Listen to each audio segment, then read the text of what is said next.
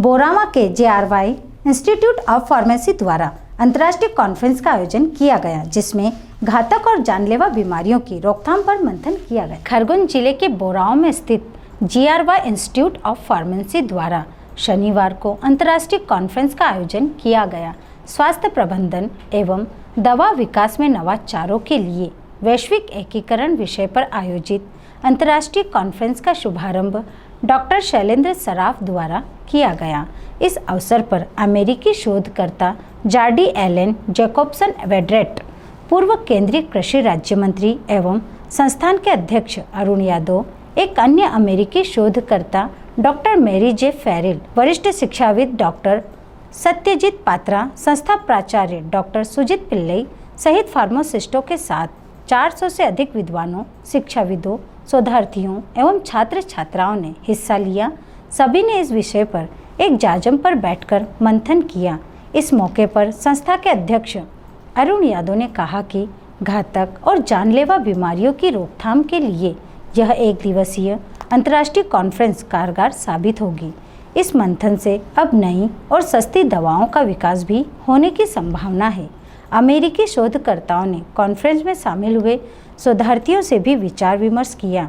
इस अंतर्राष्ट्रीय कॉन्फ्रेंस में प्रोफेसर नितिन देशमुख और लव कुमार सोनी द्वारा मेडिसिनल केमिस्ट्री पर लिखी गई किताब और संक्षिप्त रिसर्च बुक का भी विमोचन किया गया। JRY में आज कॉन्फ्रेंस लगी अंतर्राष्ट्रीय स्तर पर, इसमें अमेरिका से और सहित बाहर से शोधार्थी पहुंचे। हिंदुस्तान और अमेरिका के बीच में जो एक हमारा व्यापारिक गठजोड़ है और विशेष रूप से मेडिकल सेक्टर में, फार्मा सेक्टर में हम लोग उस गठजोड़ को कैसे मजबूत करें। जैसा कि आपने भी देखा होगा, जिस तरह से कोविड के समय में इतना बड़ा मारामारी देश में दवाइयों को लेकर चल रही थी, तो किस तरह से हम नए नए इनोवेशंस और नया रिसर्च करके नई दवाइयाँ, सस्ती दवाइयाँ कैसे देश में बना सकें, कैसे उसका व्यापार कर सकें, उस संबंध में को लेकर एक इंटरनेशनल कॉन्फ्रेंस का आयोजन यहाँ पर किया गया है, जिसमें आपने देखा कि US से भी हमारे स्पीकर्स आए हैं। हमारे मेंटर और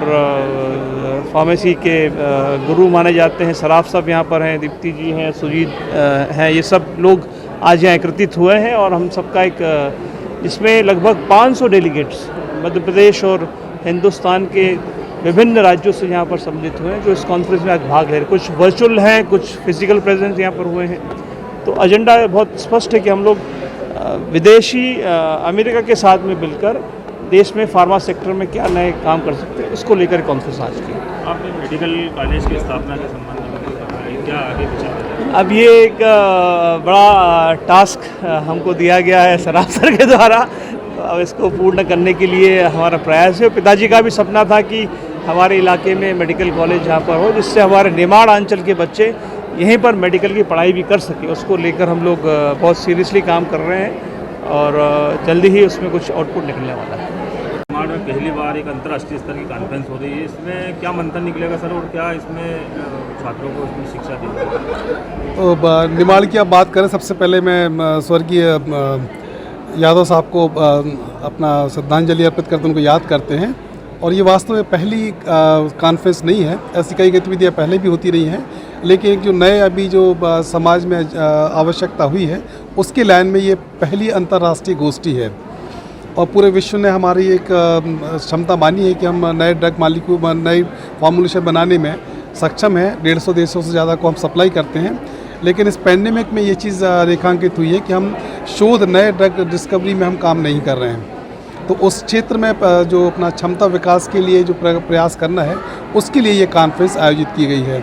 और क्षमता विकास के लिए हम जो आवश्यकता होती है कि हम जाने कि समाज में आवश्यकता क्या है और विभिन्न क्षेत्रों में लोग क्या काम कर रहे हैं। तो उन सारी लोगों को एक प्लेटफॉर्म देकर एक देश के सामने एक बहुत बड़ी एक मिसाल, एक उदाहरण पेश किया है।